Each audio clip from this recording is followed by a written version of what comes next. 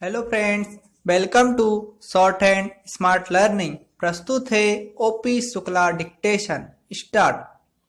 सभापति महोदय, आपके माध्यम से मैं राजभाषा समिति से प्रार्थना करूंगा कि वह अपनी अंतरिम रिपोर्ट सरकार को दे दे, ताकि इस संबंध में जो ढील है वह दूर हो। आज संसार के लगभग 100 विश्वविद्यालयों में हिंदी पढ़ाई जा रही है। दूसरी तरफ हमारे देश में हिंदी या क्षेत्रीय भाषा नहीं पढ़ाई जाती है। भारत सरकार की नीति के अनुसार भारतीय भाषा शिक्षा का माध्यम होनी चाहिए, लेकिन कहीं भी भारतीय भाषा माध्यम नहीं हो पाई है। हमें इस बात का प्रयत्न करना चाहिए कि वह शिक्षा का माध्यम बने। इस संबंध में 1-1 करोड़ रुपया केंद्र सरकार ने प्रत्येक राज्य को दिया, जिससे हिंदी का अच्छा प्रचार हो सके और साथ ही अन्य भारतीय भाषा का भी विस्तार हो सके।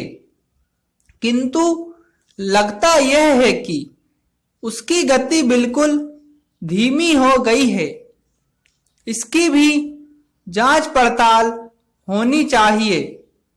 हमें इस बात का पता लगाना चाहिए कि अगर गति नहीं आई तो क्यों नहीं आई और उस संबंध में क्या व्यवस्था की जानी चाहिए।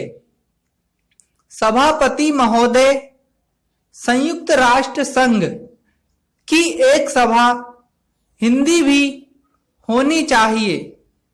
यह मांग बराबर उठ रही है, किंतु होगी या नहीं और कब होगी यह दूर की बात है। अभी हमारे देश में तटस्थ राष्ट्रों का सम्मेलन हो रहा है। मैं समझता हूं कि भारत की भूमि पर इतना बड़ा अंतर्राष्ट्रीय सम्मेलन पहले कभी नहीं हुआ था। इसका श्रेय वर्तमान सरकार को और श्रीमती इंदिरा गांधी को है। किंतु मैंने सुना है कि वहां भी हिंदी भाषा का प्रयोग नहीं होगा। केवल 4 भाषाओं की व्यवस्था की गई है। अगर यह सूचना गलत है तो बहुत अच्छी बात है। हिंदी की व्यवस्था अवश्य होनी चाहिए। अगर ऐसी व्यवस्था नहीं हुई तो जो प्रतिनिधि बाहर से आ रहे हैं वे क्या सोचेंगे।